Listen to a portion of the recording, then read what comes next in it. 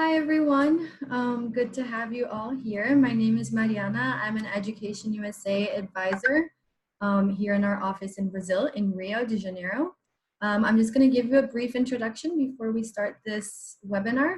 So Education USA is a US State Department network, and we have over 400 offices worldwide. So we can help you with any questions you have about US higher education. And this week we are promoting a series of 10 events talking about LLM programs, which are Masters in Law in the United States. So any questions that you have, you can feel free to talk to us. We will have events Monday through Friday this week and next week. And Sandra will talk a little bit about the event today. Hi everyone, we're very happy to have you here. You have just took the big step, the first big step towards your master degree. And today we have 5 universities presenting about the application process, like what documents do you need to have, what tests do you need to take.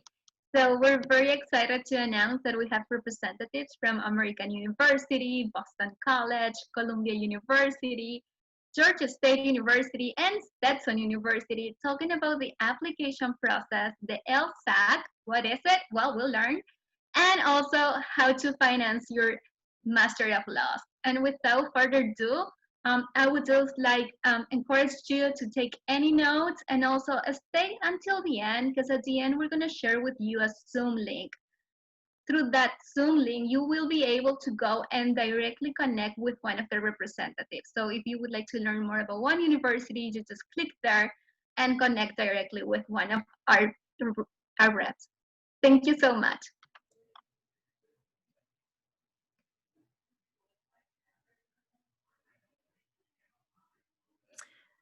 Thank you so much. We are delighted to join you today, and we hope you will find this program to be informative. So one of the first steps that you will need when you are applying to LLM programs in the United States of America is you will need to visit LSAC.org. That is the Law School Admissions Council. And they have sections devoted to all law programs, but I'll be speaking specifically about the LLM process. So you will visit lsac.org. You will create an account. And this is where you will request all your official academic records. So all post-secondary transcripts, certificates, translations, proof of graduation, anything post-high school, you will request that your registrar's office from those individual colleges and universities, that they send those to the Law School Admission Council. And on LSAC's website, they have a list of the required documents that you would need for each country. Through this process, you will also request your letters of recommendation. I won't go into more detail about that because you'll hear about that later on. Through that, you can also register for an English proficiency exam if that is required, and those results would also go to LSAC. And this is where you also apply to law schools electronically. So the benefit of this is that it's a one-stop shop, and you only need to request these documents once. And once your file is complete, you can then continue the process. Now, the application process consists of 2 parts. The first is the electronic application service, that's called EAPS. And through this process, that's where you will complete and submit your applications to the various law schools. There is a one-time fee of US $35 for the EAPS service. The second portion is called the LLM Credential Assembly Service, LLM CAS. And this has several components. They have the Document Assembly Service. And through DAS, this is where all of those documents that you had requested, so all of your transcripts, your letters of recommendations, your English proficiency, all of those become part of DAS. There is a one-time fee of US $50 for DAS, but it compiles all of your documents to be able to go to those schools that you will be applying. The second portion is called the International Transcript Authentication and Evaluation Service, ITAES. And so for applicants who are educated outside of the United States, who will require authentication and evaluation of your academic records. So all of your records will go to LSAC, and as a part of the ITAES, the schools to which you are applying, it gives an evaluation of your transcripts and your academic performance. It tells whether you are superior, you're above average, you're average. It also gives how you rank relative to the other students in your cohort. The other part are law school reports. So the combination of your DOS and ITAES, those individual law school reports will go to each law school to which you are applying. And there is a fee of $30 for each of those reports. I will now turn on to Alberto.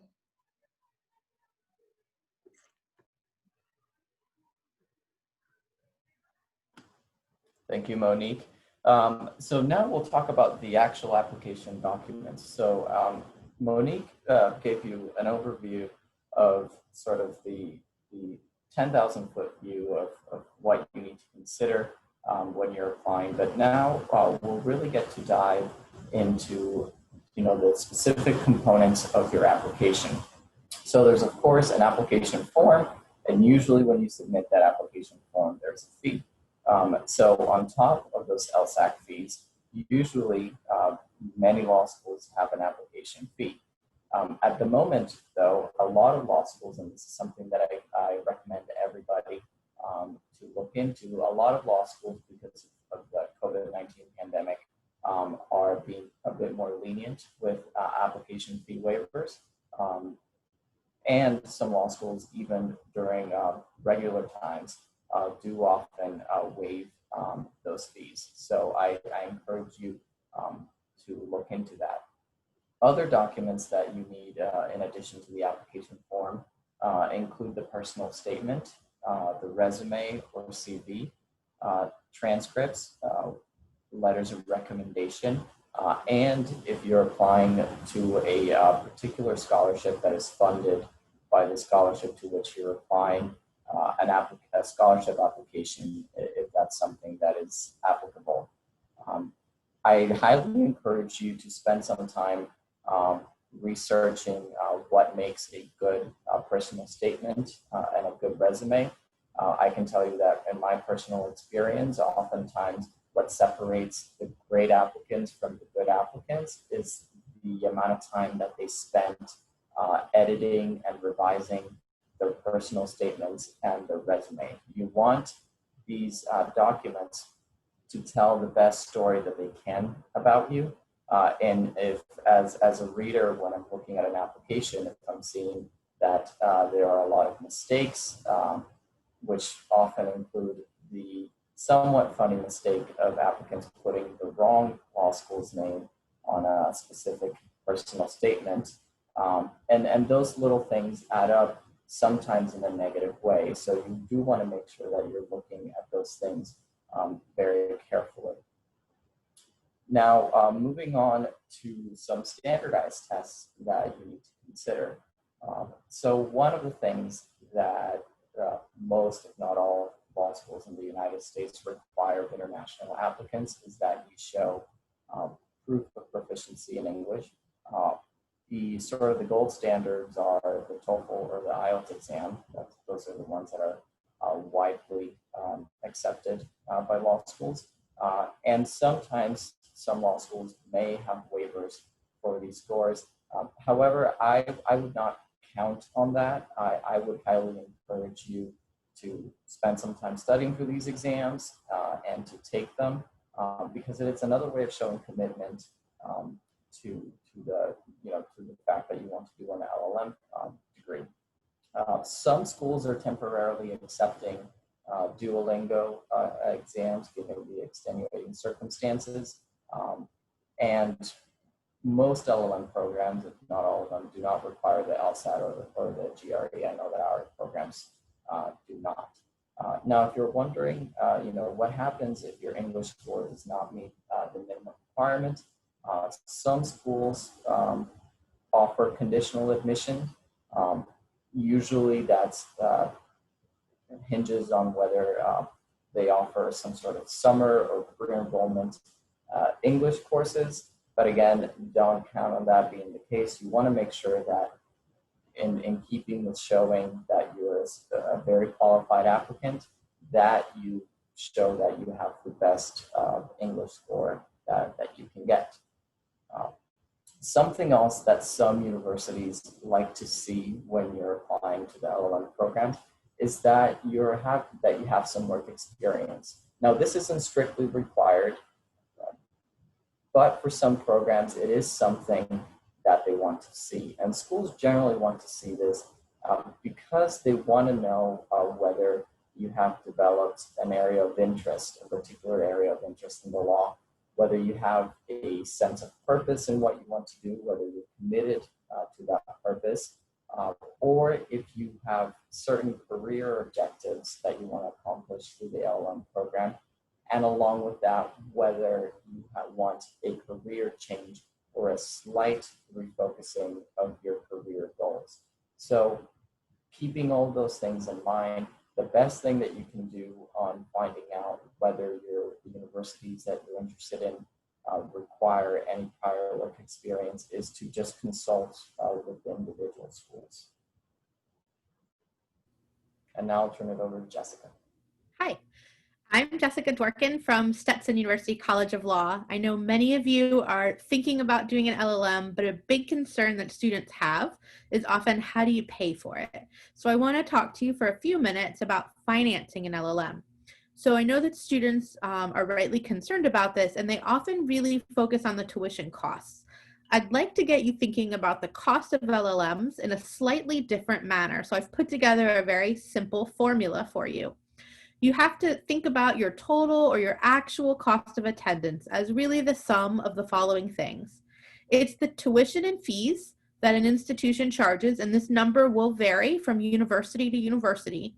You must add to that the cost of living. That's the cost of rent, your transportation, food, utilities, other necessities that you'll need to live on while you're a student, and that can vary greatly depending upon the location in which the institution is based in. And then from that number, you would subtract any scholarships that you may be able to obtain.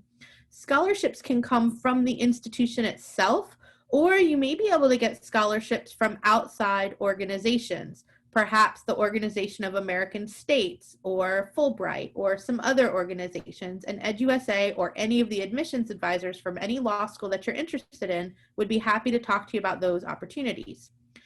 When you add the tuition plus the cost of living, and then you subtract the scholarships, that's when you're able to determine what is the actual cost of attendance for any given school. Next slide. So another question that often goes hand in hand in this is, what's the difference between private and public institutions, and how do you know which one to choose? So I've tried to explain this to you a little bit. So universities in the United States are deemed to be either private or public based on how they're financed.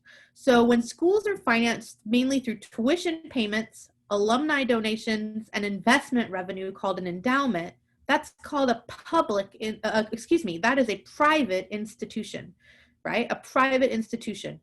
Public institutions also have some portion of their operating expenses covered by a portion of the state tax revenue. Those are public institutions.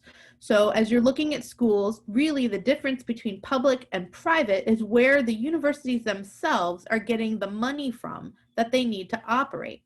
So it's only an indicator of their funding sources, not of the quality of the institutions. That's important to note. That's different than many other parts of the world. So there are academically rigorous institutions representing both public schools and private schools. And frankly, there are some not so good institutions also from both public and private schools. So you can't assume that because a university is private or is public, it yields a certain amount of quality. You really have to do a bit more research. So if it doesn't impact the quality, why does it matter? One thing to be aware of is that potentially the availability of scholarship funding, although this isn't always true, could vary based on the type of school it is. Private schools which likely have a higher stated tuition cost, because remember, they have to get their money from tuition. They're not receiving tax revenue. Also tend to have larger scholarships that aren't restricted. What you find is that sometimes at public institutions, they have less tuition costs because they're also receiving revenue from taxes, but they may also have restrictions on scholarships because they're funded by taxes. There's often a belief that the scholarship should go towards taxpayers. This is a general rule and it's not always true, which means this whole slide basically tells you it really just depends and you have to do some research. So the lesson here is don't worry about private or public in terms of quality. Know that it might impact the level of scholarship offers you get, but that's not even necessarily true. And the only way to really know is to apply. So if there's an institution that you're interested in, all of us would encourage you to apply. And then remember, you add the cost of tuition plus the cost of living, less any scholarships you get, which will vary by individual. And that's the only way to know your total cost of attendance. But that's important to keep in mind as you're starting to think about institutions. All right, I'm going to turn it over to one of my colleagues. Hi, everyone, and thanks, Jessica. My name is Marissa Zalk, and I am from Columbia Law School. And I'm going to talk to you about the increased value of an LLM at home. So Jessica just told you about the financing of the degree. Now, what are you going to see after you do the degree on the other side? There's a lot. There's a huge value to doing an LLM, lots of them. So first, studying at a US university is a really unique and special experience. University campuses are hubs of intellectual life where you will come in contact with all types of scholars and practitioners, a huge and diverse student body from all over this country and all over the world. And it's really a unique educational experience being at a US university. In addition to that, in the legal educational world, the US system is quite unique. All law schools, I imagine, teach using the Socratic method. And this is a real experience for law students here in the US to develop their legal argumentation skills and sort of getting up on your feet and performing in the classroom, which is something that you may not be used to, where you may at home be more accustomed to sitting in a lecture hall and just listening to your professor speak. Here you will be expected to participate. And this is a really big learning experience for LLM students and quite enjoyable too. Substantively, you're gonna learn about an entirely new area of law. The US laws and the state laws of all the various jurisdictions within the US, and also international laws of other jurisdictions outside the US and outside perhaps your home jurisdiction or your home region. A nice perk for a lot of you will be the ability to take a United States bar exam of one or more states here in the US and become licensed to practice here in the US after just 1 year of study. That's a pretty remarkable thing to be able to do. And that's also quite a special experience to have. Professional network building is also a huge benefit. I'm going to talk a bit more about that in a few minutes, but just the ability to become part of a professional network is a big part of doing an LLM here in the US. Additionally, you will have an increased possibility of promotion in whatever your practice is at home. We see lots of students who do LLMs going on to have a lot of professional promotion moving forward. And finally, and this might be somewhat obvious, but in addition to your English or sort of vernacular English improving coming to the US for a year, you will increase your fluency in legal English, which is really its own skill set, and that will further your ability to succeed in your practice once you return home. Next slide, please. So I mentioned this before, networking and personal opportunities.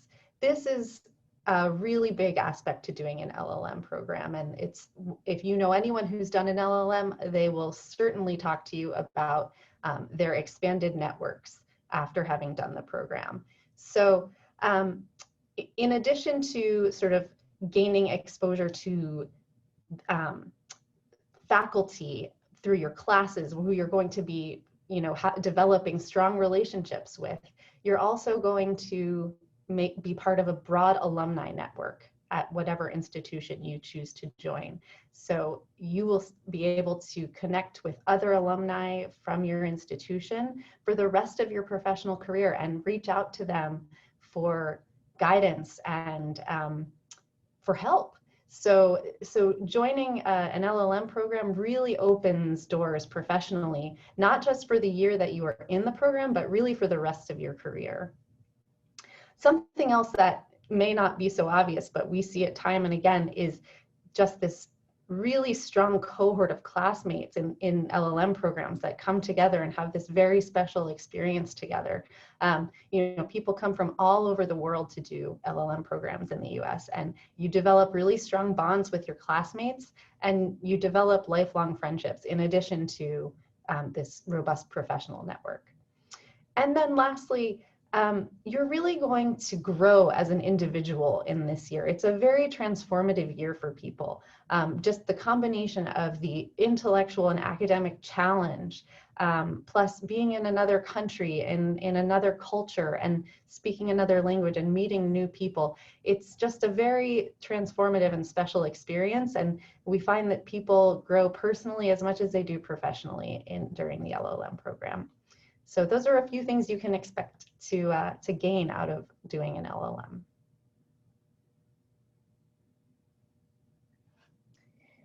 Hi, everyone. I'm going to be speaking about a natural connection from Marisa's talk just now about expanding your networking opportunities and how to make the most advantage of the time that you spend in your LLM to apply what you've learned. So some of you may have heard about the policy known as optional practical training. And for those of you who have not heard about it, I will explain that the purpose of optional practical training is a program that is created to allow you approximately 1 year after completing your full LLM to apply the knowledge and skills learned during your LLM in practical work experience in the United States. That means to use your OPT after graduation, you'll need to successfully complete an LLM degree and be in the United States in order to take advantage of this opportunity. Your OPT must be a law-related work experience, and it can be either paid or unpaid. So how do you start this opportunity once you have decided that you want to remain in the US for 1 year after the program to do so? You're going to want to start that process approximately 3 months before your successful completion of your LLM. And you're going to do that by applying to your school's International Student Office. You do not need to have the name of an employer at the same time that you start the application. And then you will receive an OPT I-20. Just for clarity, the OPT period is an extension of your F1 visa. So if you do not have an F1 visa, you would not be applying for that extension. The F1 visa extension permits you to continue to use that F1 visa for 1 year after graduation. So it is not an immigration visa. Could I kindly ask for us to move to the next slide? Thank you very much. So the timeline for receiving authorization to actually start OPT is something that you want to keep in mind. The first is that in that course of the 3 months, once you've started that process with your International Student Office, you're going to receive a receipt notice. After you receive your receipt notice from the government, you will then receive an approval notice, hopefully. And then ultimately, you will get a work authorization card that is sent to you in the mail. Once you receive your authorization card, there are other timelines to take into consideration. The first is that in the course of your OPT, you can only be out of work for a total of 90 days within that year. That does not mean that you can't have periodic breaks in between if you happen to do more than one project or internship, for example. That's okay. But it's very important that you report your employer to your international students office at your university. Otherwise, that 90-day clock will tick. So if you change of job or if it takes you time to get a job, it's very important that you connect with your international students office and let them know right away so that they can stop the clock from ticking. Some considerations as an LLM student. Will you be taking a bar exam? If you take a bar exam, you will have some considerations to think about when it comes to extending your time through the OPT process. Some of your LLM programs will end after and will have a grace period that will end after the legal time for you to be in the United States. So you need to think about how you will be present in the United States during that time frame. OPT could be one way in which you are able to balance that. Second, will OPT further my career plans? Will this work undertaken in the United States fit into the narrative that Alberto described when he was discussing your application process? Because the application process he described in an LLM program will be similar to an application process that you may undertake in the future with a future employer. And they too would like to understand how your personal statement fits into your career goals. So that's something that you want to think about. Is OPT a good choice for you? And third, have you checked in frequently with the International Students Office to see if the OPT rules have changed? We have experienced in the United States a number of different proposals for rule changes in OPT and other related areas. And so we are advising that you stay closely in contact with your university so that you can receive updates and information should those changes occur. At the moment, there is a Department of Homeland Security regulation that is suggesting that the grace period after graduation change from 60 days to 30 days. And that would also change your position, and you'd want to plan ahead for that. Again, OPT may or may not be a solution for those plans. And if so, you want to plan accordingly. So those are the three considerations that I would recommend you think about when you are applying to an LLM program to help you think ahead. What comes next? Because 1 year in an LLM is a very short time indeed. And as Marisa said, it's amazing that you're able to potentially take a bar and undertake all those activities, including work activities, after such a short period of time. So good planning will go a long way. Thank you.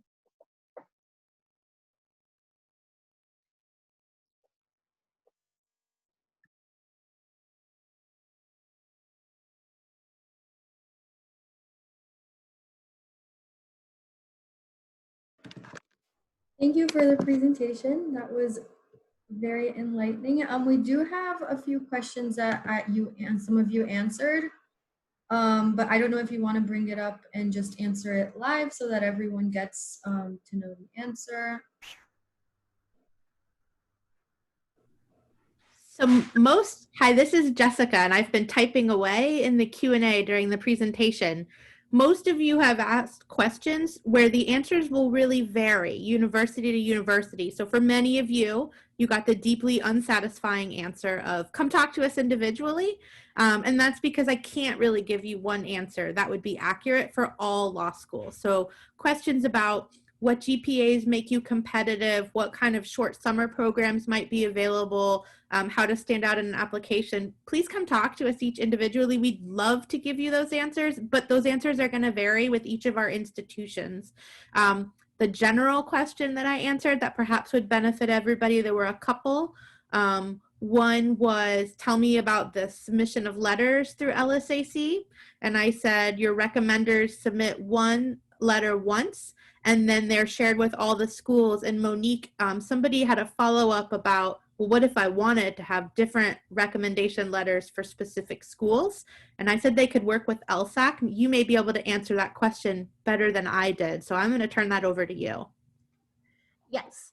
So schools will vary in terms of the number of letters of recommendation that they are requiring. So like Alberto mentioned, it might be 2 to 3 letters, but you can request letters from whichever people that you want who you think can attest to your character, your work ethic, and your likelihood of success in this program. You can assign specific letters to specific schools. So when you go into your account, you can assign if you want specific letters to go to specific schools. Now you need to do that rather early in the process. Otherwise, it will be whichever ones are in your file. But yes, you can assign specific letters to specific schools. Thank you. We also got a couple of questions for Susan related to OPT questions. So I'm going to give you both of the questions at the same time, and you can answer them as you wish. One is, if you get a job in a law firm after the LLM is completed, do you apply for the OPT or do you just get the sponsored work visa? And then the second is, after taking the bar, how would it affect the process if we need to change our visa to keep working? So these are both generally post-graduation visa status questions for Susan. You're muted, Susan. Sorry, sorry. I was just saying, all right. Thank you so much, Jessica, for teeing those up for me. I really appreciate that. And I appreciate the questions from our friends throughout LATAM. So I just wanted to mention to you that the OPT process and that 1-year period that you have on that program gives the employer an opportunity to get a really good look at you and your work ethic and your work product and all the things that employers look at when they think about who they'd like to have on their team. But one thing that the employers do not have is a large degree of discretion in choosing to select you to hire permanently. Because I'd like to go back to point out that the OPT is not an immigration visa. So to work in the US on a semi-permanent to permanent basis in a formal fashion, you would need to change your immigration status. You would be going from an F1 visa to what we would call an H-1B visa. And the H-1B visa is something that the employer has to submit through a lottery system. That lottery system was actually established by Senator Ted Kennedy, hailing from the great Commonwealth of Massachusetts. And that lottery system allows you to be able to submit your name in to be able to be considered for a visa. Luckily, the question is complicated insofar as it all depends on whether or not you are lucky enough to get into that lottery. If you, as an LLM student, as an advanced student, you would get into the general lottery, which roughly it really varies from year to year, but contains upwards of tens of thousands of applicants. And then there's a smaller subset, which is in the post-grad grouping, which master students would be in, and you would have a second dipping in. Your name would be resubmitted a second time. That does not terribly comfort, however, many employers because they are paying approximately $5,000 in costs to basically put your name into a lottery. And for them, the pressure of business and the necessity of hiring in the United States is an at-will employment environment. So employers are conditioned to have very favorable market conditions. And they do not have the traditions as it is in other countries to think about employment on a contract basis. They are not working on the same level playing field with you. They have a lot more power in the market. So when they think about the cost of retaining a student as a permanent employee, and they look at the market options, they are very much incentivized by the way the structure is, to go out into that market and pick up that employee out of the market. Having said that, there are employers who are committed and very interested in individuals, and they will make that investment. But then we are waiting for that lottery. And so we hope that you will have positive results, but we cannot, of course, guarantee it. When I say we, I mean all of us in the field who want to see international students successfully enjoying career futures on a more permanent basis. But honestly, that's not in anybody's hands, including your employer. So I do want to make sure that you understand those challenges that are there. So Jessica, I don't know if there were any other questions, or if I've answered the two questions, Counselor, you can tell me. I think you did a great job. I'm going to ask a couple of kind of threshold qualification questions to Alberto, and then Marissa, I'm going to throw a couple of bar questions your way. So the qualification questions for Alberto, one person is asking, is there a preferred age? Somebody would really like to apply and wants to know if it's a problem if he is already enrolled in an LLM program in his home country, in this case, Argentina. And the second qualification question is it possible to participate even if your undergraduate degree is not related to the field of law, for example, international relations? Good questions. And to the first question, without saying it depends by the school, it really does. I've had students who come to my program who are 23 years old, straight from finishing their bachelor's degree in their home country, to students who are in their 50s and 60s. So in a sense, there isn't necessarily a preferred age for you to be doing an LLM program. It really, I think couple of the criteria it hinges on could be things like, for example, the area of law that you're wanting to do your LLM program in. So I know that Marissa answered a question about human rights. For example, we have a human rights program at WCL, and we prefer, in that program in particular, we prefer to see applicants who have experience working in the field of human rights, whereas in some of our business law programs, we don't necessarily care whether you have a more extensive experience or not. So I think the particular area of law, it's one of the things that hinges on any preferences that the school might have in general.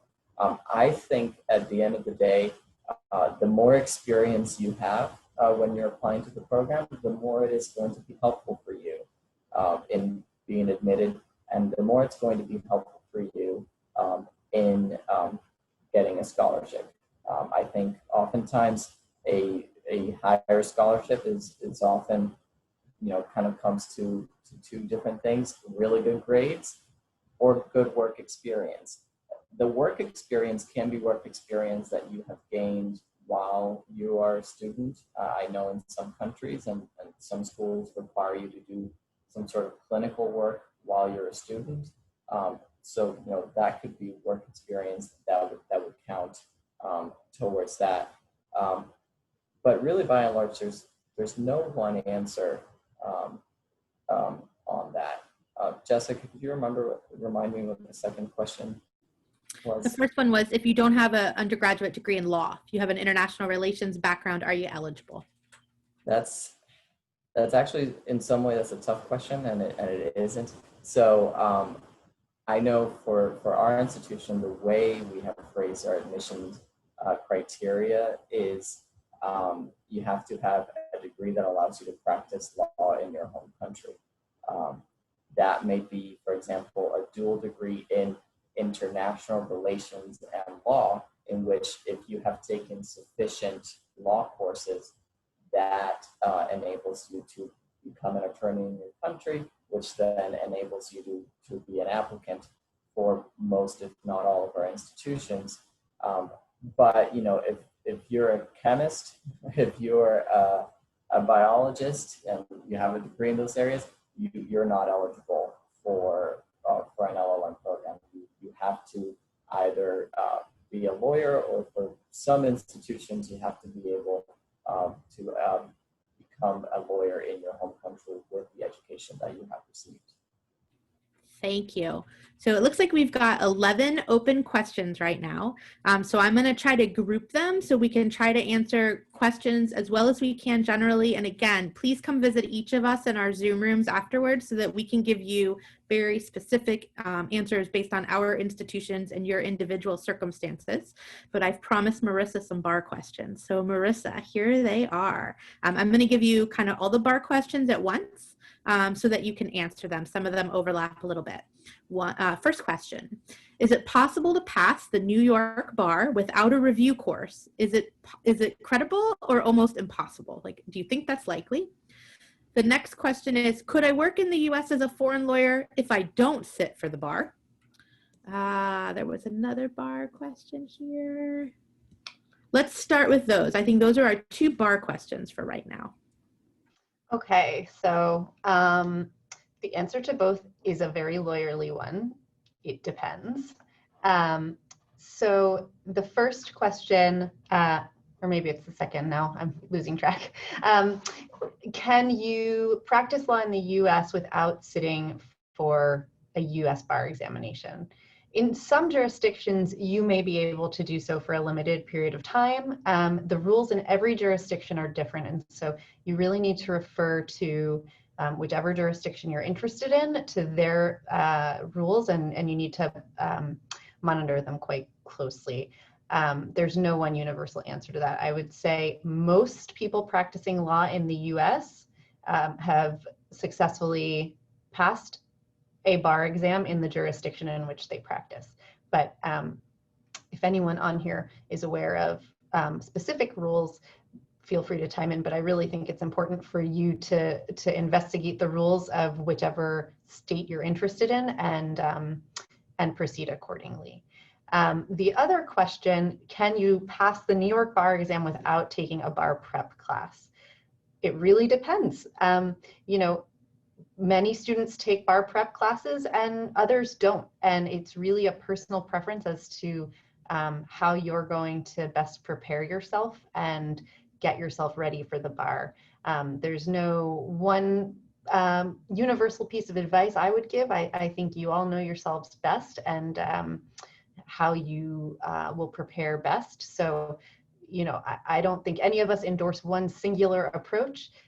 This is a case in which you might need to consult with an advisor, but sometimes your best advisor is just yourself. Did I answer them both? You did a great job.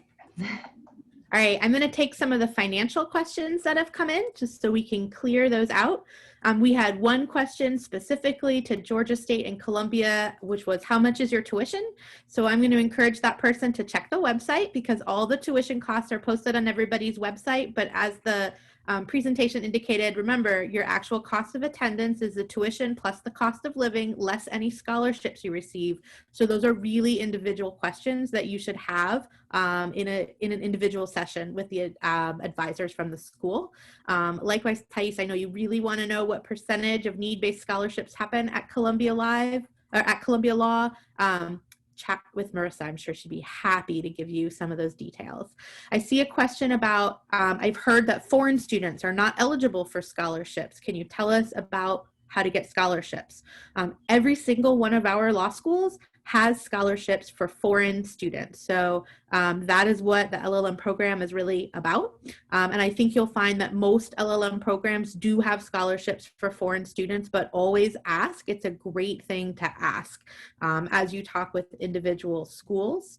And then there's a question I'd like maybe to, I'm trying to scroll through and make sure I'm not missing lots of COVID questions. So maybe this is a good way to end our one-on-one or our Q&As here before we go to the Zoom rooms. The students, I'm seeing tons of questions, and Susan, you're getting high compliments. It looks like maybe an alum. You're a great educator of the undeniable human spirit, and I know you want to hear that. It's lovely. So students are asking, what will happen if COVID comes back? If we have to go online, can you do it hybrid? What, you know, how are your schools coping? What are you guys doing basically in light of COVID-19. So why don't I start, and then we'll each take a turn. We can talk about how each of our institutions are handling the COVID-19 pandemic. And then there are more questions. I know we're not answering all of them, but this might be a good time to adjourn to the Zoom rooms. And I would encourage all of you to come talk to us individually. So let me talk about Stetson, first of all. So Stetson University College of Law moved online in March as the COVID pandemic hit, and I think most of our institutions did something very similar. As we thought and planned for what we wanted to do this fall, and as we're looking ahead now into the spring semester here, first and foremost, our priority is the health and safety of our entire community, our students, our faculty, our staff, and our neighbors, because we're part of a larger community. And so we have made a couple of options to our students. Flexibility is some of the things we're really working on. So we have online courses and we have in-person courses. Our in-person courses are socially distanced. People have to be a certain number of feet apart. We're mandating masks on campus. We have free COVID tests pretty regularly on campus that we're all encouraged to get as often as they're offered, so that we can stay as healthy as we can possibly be. We anticipate that continuing into the spring. So that means that our students have the option to be entirely online if that's their preference. They have the option to be entirely in person if that's their preference. And they also have the option of doing a little bit of everything. So everybody's doing what fits best for their own comfort and health requirements. And that's how Stetson anticipates continuing into the future. So that's what we're doing. I'm going to turn it over. How about Alberto? Thank you, Jessica. We're actually doing something very similar. We've been online since the middle of March, and we're also online this semester. We have not released an official spring decision at American University. We anticipate that we may have some in-person offerings. Our biggest hurdle to having any in-person offerings is that the District of Columbia is very strict into the number of individuals that they allow in a room, down to requiring you to have no more than a certain number of people in a room for health and safety reasons. So that's sort of the larger context within which we're operating. But we do anticipate having a handful of in-person classes. That being said, it is the law school's official policy for the spring semester that no student will be required to be on campus. So again, just like Stetson, anybody who wishes to be online will be allowed to be online for the spring semester. No word yet of what's going to happen for the fall semester. I think it's way too early for schools to make decisions on that. Marissa, you're the next one on the screen, so I'll call on you. Thanks. Yeah, quite similar to what Jessica said about Stetson. So Columbia, similarly in March, went fully online for the remainder of the spring 2020 term. Lots of planning and coordination took place over the summer, and Columbia Law School is now what we're calling in a hybrid modality. So if students prefer to be fully online, they are able to do so. If they want to have some in-person presence, they are able to do so as well. So again, under very strict guidelines, classes are meeting with reduced capacity, and even if a class does have an in-person component, students who may not be comfortable with that are not required to be in person, or who are unable to simply be in person.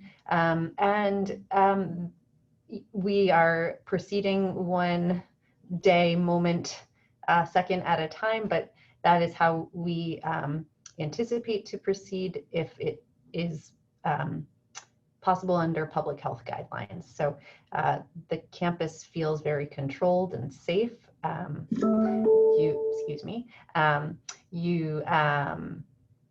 There is regular COVID testing, screening,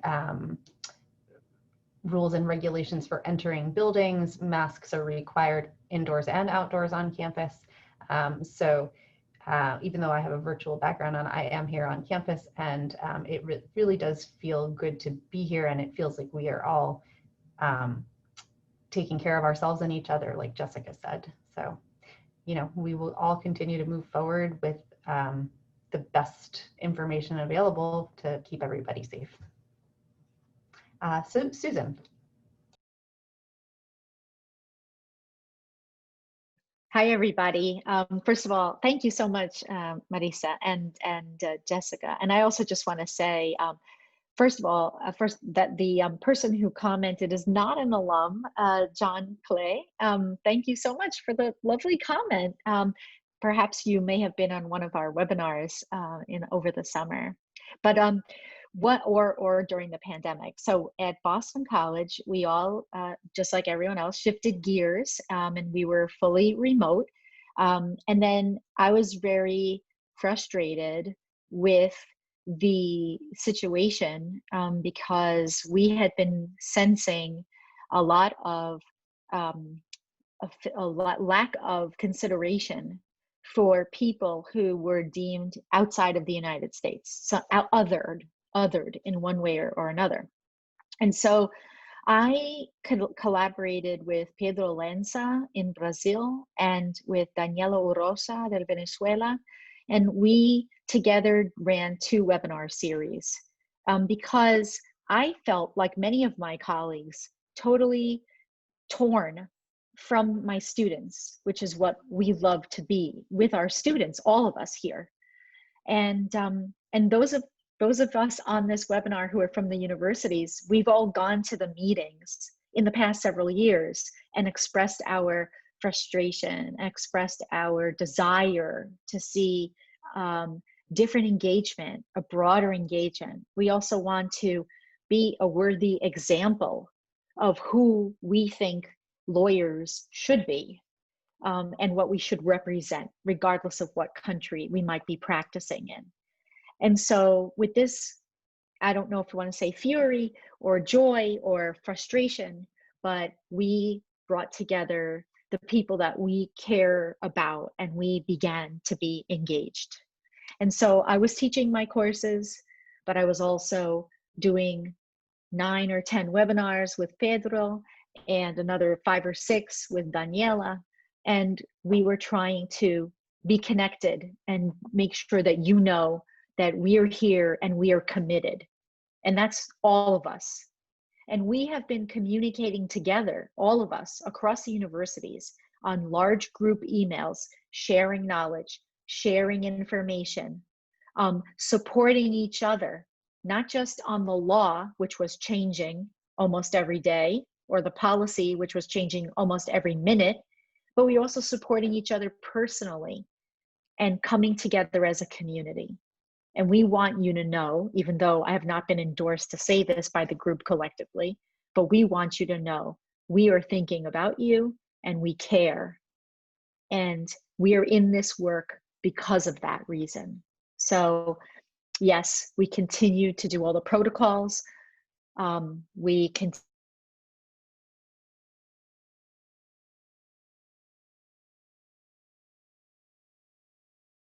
students, and we gave our feedback on the remote options and the hybrid options. And we also continue to speak. And at BC, I wrote a letter with our Lahanas group, which is our affinity groups, to remind everybody that we are all in this together. And we cannot ignore what happened in our racial justice and respect for Afro-descendants in the United States and throughout the New World, both in North, Central, and South America, and that Indigenous rights need a platform and need further amplification and discussion. And that is connected, it's all connected. And we are here connected for that, for part of that is to remember where we are in history. So I will stop there.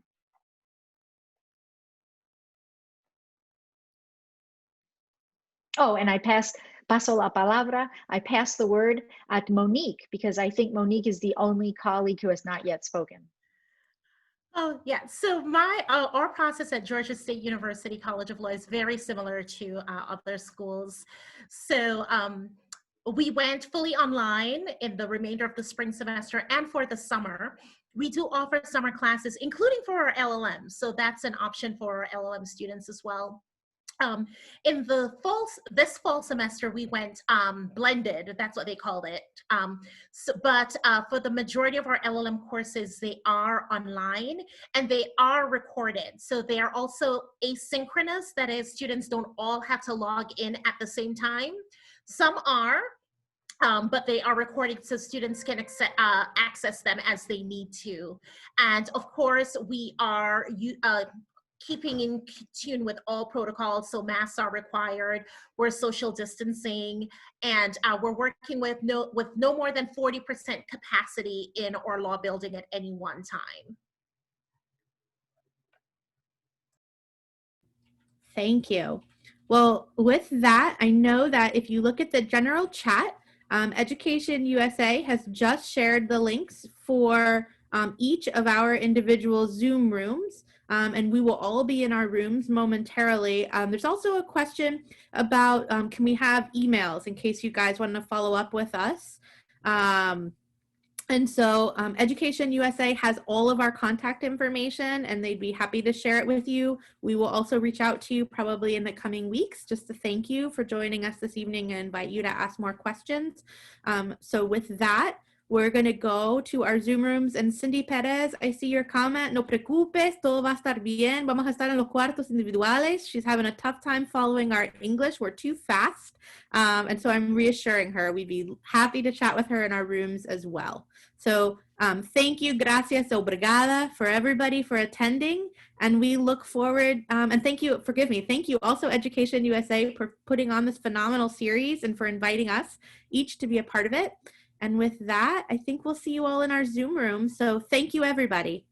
Thank you everyone for joining us. Thank you so much for this presentation. I just wanted to remind everyone that we do have other events going on throughout the next couple of weeks.